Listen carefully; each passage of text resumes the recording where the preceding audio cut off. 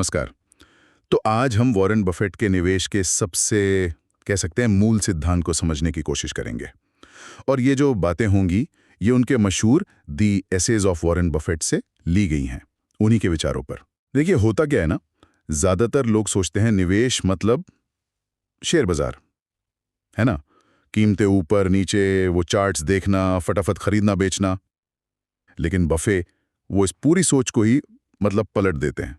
उनके लिए निवेश ये अंदाज़ा लगाना नहीं है कि भाई कल शेयर की कीमत क्या होगी। नहीं, उनके लिए है एक असली बिजनेस का हिस्सादार बनना। मतलब उस बिजनेस का जो कुछ बनाता है, हाँ, ग्राहकों को सेवा देता है और वक्त के साथ मुनाफा कमाता है। तो आज का हमारा मिशन यही है, इस मूल विचार को खोलना। निवेश यानी बिजनेस खरीदना। ये बफेट के धन बनाने के तरीके की नींव क्यों है, चलिए समझते हैं इसे। तो सबसे पहले इसी सोच को पकड़ते हैं। जब आप किसी कंपनी का एक शेयर खरीदते हैं तो उसे ऐसे देखिए जैसे आप पूरी कंपनी का ही एक छोटा सा हिस्सा खरीद रहे हैं। आप सिर्फ वो टिकर सिंबल, वो कोड नाम नहीं खरीद रहे हैं, आप असल में उस कंपनी के सहमालिक बन रहे हैं। और यहीं पर जो बफेट का वो बहुत मशहूर कथन आता है ना, अगर आप किसी स्टॉक को 10 साल तक रखने को तैयार नहीं है तो उसे 10 मिनट के लिए भी रखने के बारे में मत सोचिए। ये सिर्फ धैर्य की बात नहीं है, शायद ये सोचने का तरीका ही बदल देता है ना। बिल्कुल। और यही मानसिक बदलाव सबसे जरूरी है। क्यों? क्योंकि ज्यादातर लोग क्या करते हैं, वो शेयर की कीमत के रोजाना उतार चढ़ाव पर ध्यान देते हैं। और सच कहें तो वो एक तरह से सट्टेबाजी ज्यादा है, निवेश कम। हाँ। बफेट इस जाल से बचते हैं। कैसे?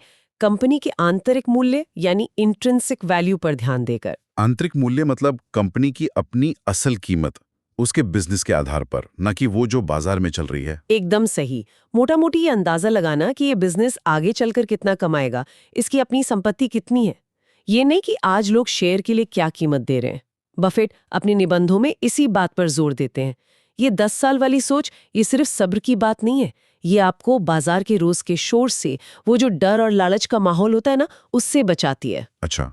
जैसे यूं समझिए, अगर आपने एक खेत खरीदा होता तो क्या आप रोज उसकी कीमत पूछते या सोचते कि अगले हफ्ते बेच दूं? नहीं ना। नहीं, बिल्कुल नहीं। आप देखते कि भाई ये लंबे समय में कितनी फसल देगा, कितना कमा कर देगा।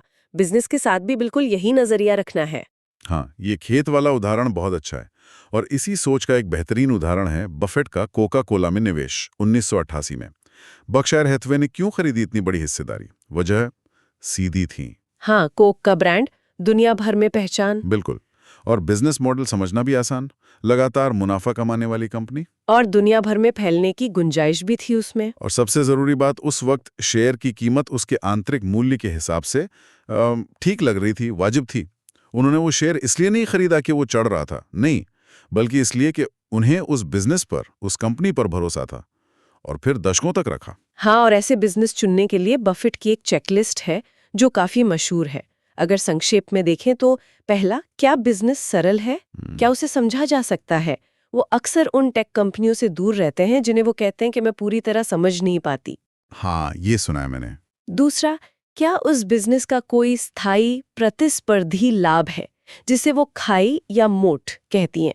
खाई मतलब किले के चारों तरफ जैसे होती है। हाँ बिल्कुल, कोई ऐसी चीज जो दूसरों को आसानी से उस बिजनेस में घुसने और मुकाबला करने से रोके, जैसे कोक का मजबूत ब्रांड या कम लागत पर बनाने की क्षमता।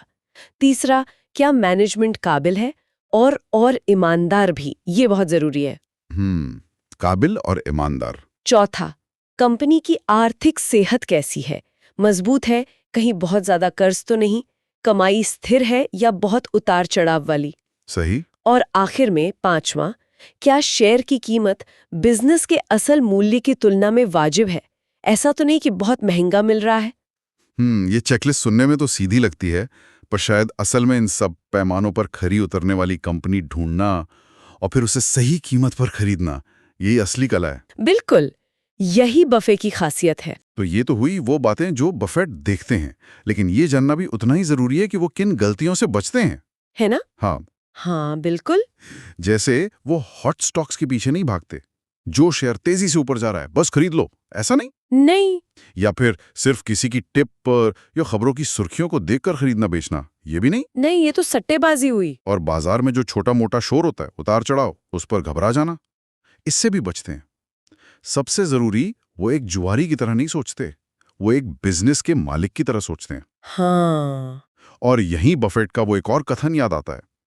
शेयर बाजार एक ऐसा उपकरण है जो बेसब्र लोगों से पैसा लेकर सब्र वाले लोगों को देता है। क्या बात है। तो देखिए, सार यही निकलता है। बफेट का जो दर्शन है वो हमें लंबी अवधि के लिए सोचना सिखाता है। शेयर की कीमत पर रोज रोज ध्यान मत दीजिए, उसके पीछे जो बिजनेस है उस पर फोकस कीजिए। ऐसी कोई चीज मत खरीदिए जिसे आप सालों तक रखने में हिचकिचाएं। उन कंपनियों में निवेश करें जिन्हें आप समझते हैं, जिनके भविष्य पर आपको भरोसा है। हर एक रुपया जो आप निवेश कर रहे हैं उसे ऐसे देखिए जैसे वो किसी असली बिजनेस में आपकी हिस्सेदारी है। बिल्कुल सही कहा। और जाते जाते सोचने के लिए एक सवाल छोड़ जाते हैं। सिर्फ एक अच्छा बिजनेस खरीदना ही शायद सब कुछ नहीं है।